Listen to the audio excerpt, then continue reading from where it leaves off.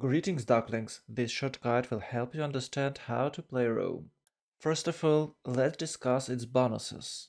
Trajan column, one of the best bonuses in the game. All founded cities get free monument building after unlocking God of Lost Civic. It means that each of your new founded cities, including capital after turn 8, will get extra 30 production. That means that you can open with a builder or with a district or with a military unit instead of traditional monument opening. This bonus gives Trojans such a rapid tempo that affects entire game and makes Rome one of the strongest and most popular civilization. All roads leads to Rome, the best utility bonus you can have. All cities you found or conquer start with a trading post. If in trading road range of your capital, they also start with a road to it. Your trade roads earn extra gold for passing through trading posts in your own cities. This allows Rome to control its massive territory and, unlike other chiefs, it helps him to defend his wide empire. It also helps you to settle farther and faster. That is why Rome really popular on a Highlands map. Legion is the best classical unique era unit that replaced the swordsman. Has one charge to build a Roman fort or to chop wood. Unfortunately, on online speed, you can rarely see Legion's timings attacks. From another hand, this is superior Roman defensive unit. With it, you can settle anywhere and no one can do anything about it. Bath, unfortunately it was nerfed, but it's still amazing district. Replaces the Aqueduct district and cheaper to build. It works as Aqueduct, but in all cases the baths provide an additional bonus of 2 housing and additional amenity. And now let's check how fast can Rome grow. For this game I'm using traditional online game add-ons, Better Balanced Game Mode and Better Balanced Starts Mode. You can find the link for both of them in the description. Also I'm using popular nowadays Better Balanced City Center mode. This gives your city centers a better yields. You can notice that I'm having 2 to base now even though it's a green hill. Standard build order is Scout, Scout, Settler, Settler, but to improve horses I decided to build a builder right after the first settler so I can accumulate more horses. And of course my first tech is animal husbandry, then aiming for currency to build commercial hubs. For its civic tree it's always early empire. Because of the free Roman monuments you can ignore inspiration for that civic and hardlock it to build more settlers. I was lucky as hell this time and got early Pantheon. The best pantheon for a wide empire is City Patron Goddess, or any other pantheon that gives you extra production. But this time I decided to choose religious settlements, so I can build more settlers and my borders will grow faster. This pantheon stacks well with the free Roman monuments and the idea of a wide empire. And of course, it helps you to save good amount of gold. I don't know why, but 5 months ago when I made my first guide how to play Khmer, I got Kilimanjaro mountain and this time I have Kilimanjaro too. It of course makes my second city super strong, but it doesn't change anything in my build order in general. Right after my second settler, I'm starting a third one. The idea here is to spam as many cities as possible to get as many free monuments as possible. As you can see, I'm going for early empire even without inspiration. If you are spamming settlers in your capital, it's almost impossible to get that inspiration that early in the game. But because of our free monuments and early culture, we can reach early empire even without an Eureka faster than any other chiefs with it. As expected, early empire was discovered by turn 19. Standard timing for this civic is turn 24. With it, we can use colonization policy card to produce even more settlers. Usually, Rome can opens with 5 to 7 cities, and if we're planning to settle this amount of cities, it will be wise to build one of the best wonders in the game, the Coliseum. Of course, it was slightly nerfed in the BBG, but it's still a good meta wonder. Not because of its culture, but because of extra amenities which will boost our late game hardly. Setup for Coliseum is quite easy. Place your districts and wander this way so you can build theater squares later. And of course, you have to build your government plaza and entertainment complex in Magnus City. This time it's my capital because it has a lot of woods and deers to chop. As you might guess, my first governor is Magnus and he'll govern Rome. And of course, we'll play Magnus Internals build with a lot of early game commercials. Unfortunately, I was distracted for simming because of Dido attacked me. I was ready to defend myself. I built 3 slingers and extra warrior. Because of that, I couldn't build a 7th city and my 6 cities delayed. I was afraid that Dido might have horsemen, that is why producing extra units and as usual going for horseback riding. And of course, once opened currency, you have to replace commercial hubs wherever you can. By turn 31 we should get Ben Prussian Voice Golden Age dedication. And usually it happens earlier, but this time I got Autocracy Government turn 31 too. Autocracy is the best early game government to build wonders, and it gives a little boost to your capital city. With that government, I'm using quite standard policy cards, Agoge or Maneuver to build units, extra production in all my cities, and 30% toward builders. I think it's okay to make builders in all of your cities while this policy card active. And of course, if you are planning to chop the Coliseum, you need some choppers. Turn 39, 1 turn till Coliseum done. I have 3 commercial hubs, government plaza and entertainment complex. With all this district being finished, I'm able to get first and second discounted campus. It costs only 39 production. I finished feudalism, that means it's time for another builder's wave.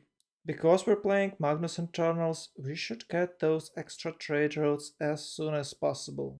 That is why you can chop or buy traders in a new cities, right after your market finished. In techs, you can aim for apprenticeship or engineering to build bath.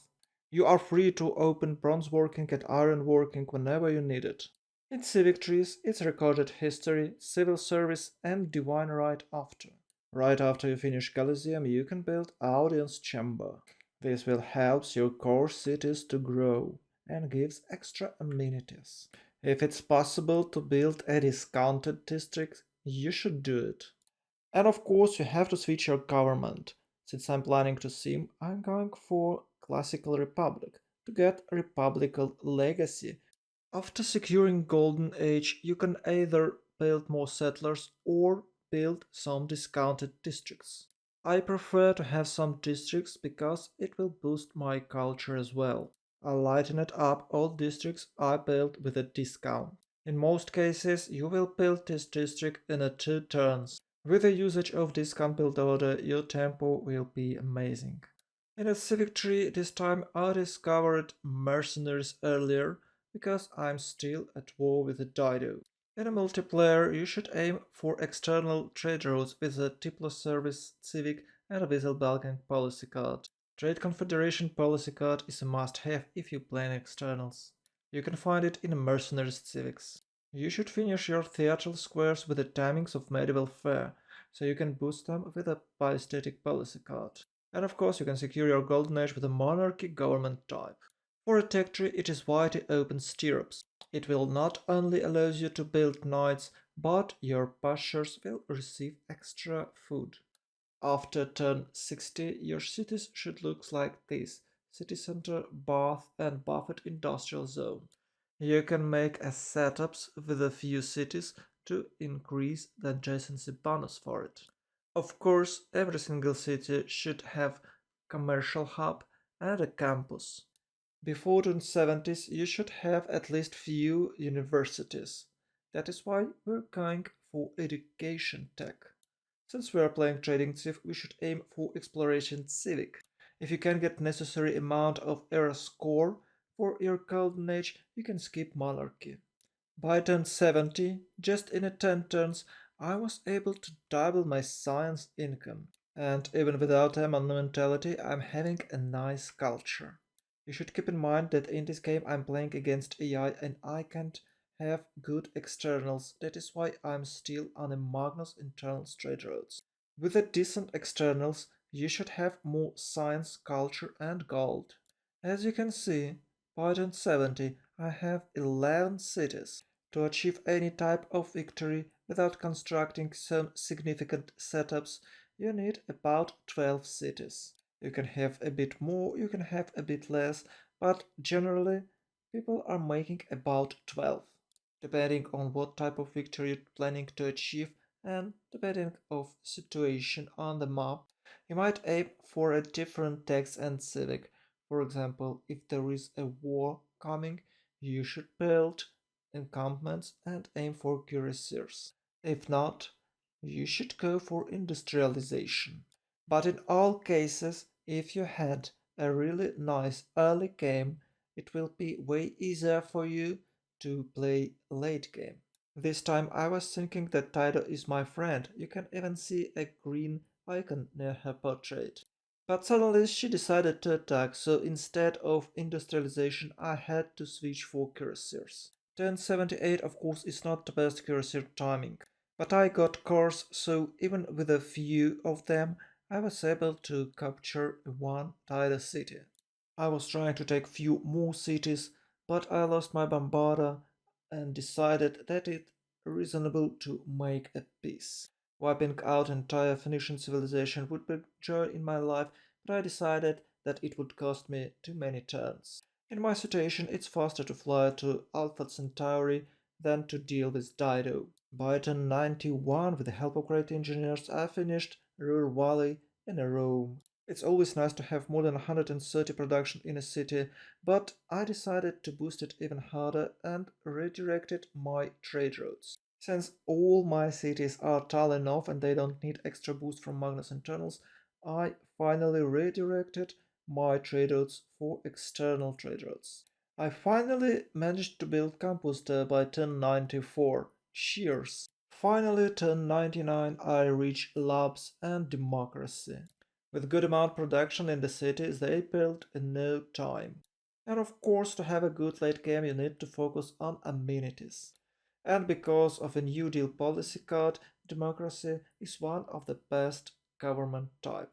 And of course, you'll get +44 for your externals, which help to boost my capital even more. 1009, we're aiming to the stars. Every single city constructing its own spaceport. With a BBG mod, you can have Tundra Amundsen Scott Station. It's super useful in space race games. With the help of satellite, I was able to find few more scientific city-states.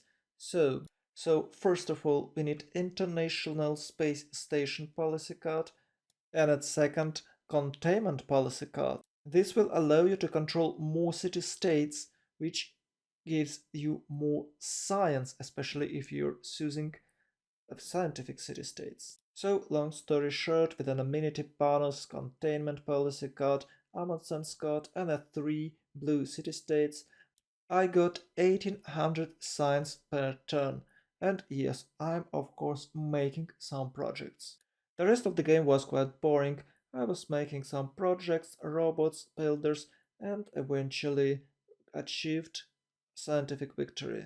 Thanks a lot for watching. Hope this video was useful for you. Please don't forget to comment, subscribe, like and share this video as a sacrifice for YouTube algorithms. And don't forget to check description, you can find vote for these or other single player and multiplayer tournament games.